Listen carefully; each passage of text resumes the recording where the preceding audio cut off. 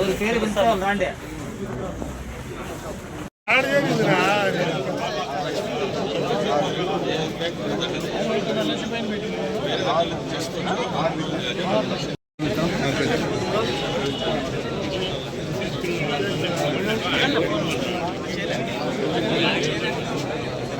చేసేదా కదలలేదు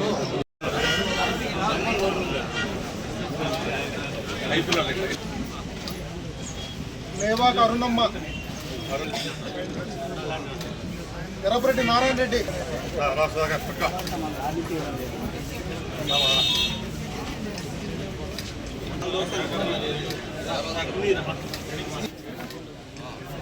నాగేశ్వర నాయుడు, పొద్దుటూరు బీరు సాబ్ మాసాపేట, మద్రాల అబ్బవరం శాంసుంగ్, సయ్యద్ సుల్తాన్ బాషా,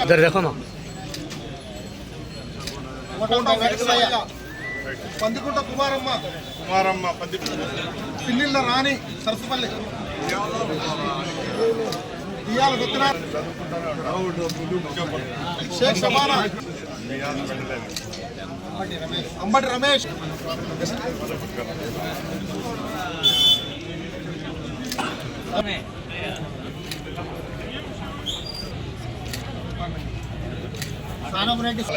గవర్నమెంట్ కూడా కష్టాల్లో ఉంది, తీసుకోవాలి.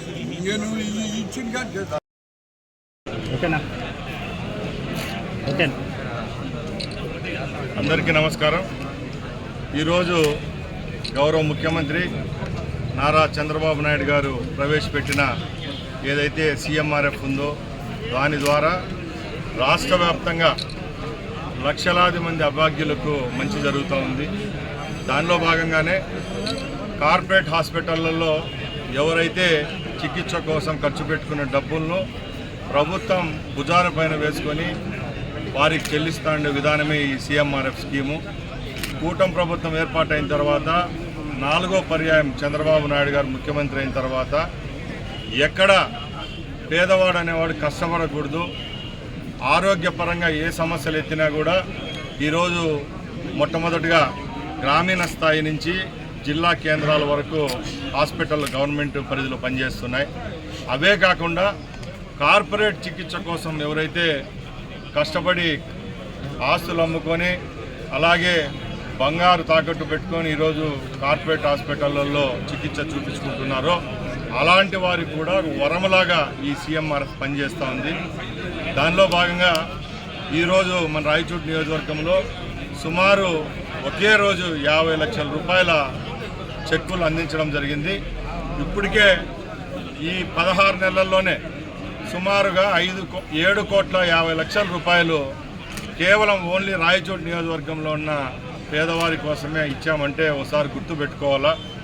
ఎక్కడ ఆరోగ్య రంగంలో నిర్లక్ష్యం చేయకుండా గ్రామస్థాయి హాస్పిటల్, ప్రైమరీ హెల్త్ సెంటర్ల దగ్గర నుంచి జిల్లా కేంద్రాల్లో పనిచేస్తున్న ఏరియా హాస్పిటల్స్, డిస్ట్రిక్ట్ హాస్పిటల్స్, ఇవే కాకుండా అన్ని హాస్పిటళ్లలో నాణ్యమైన సేవలు అందిస్తుంది ఈ ప్రభుత్వం.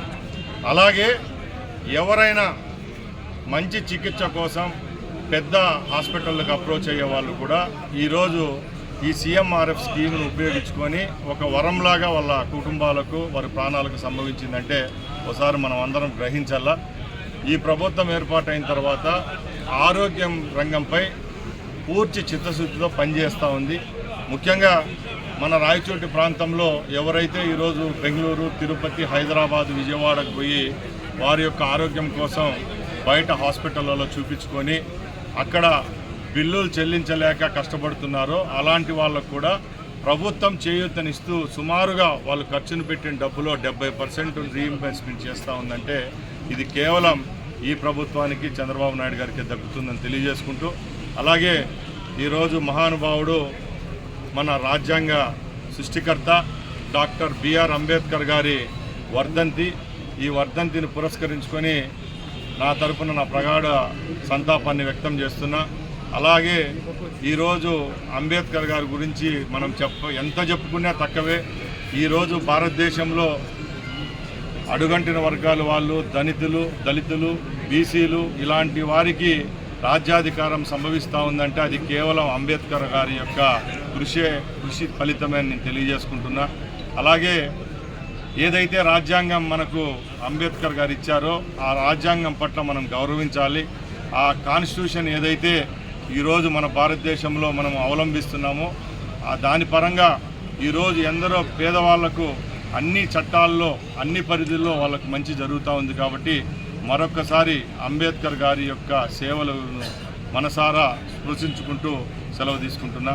జై హింద్.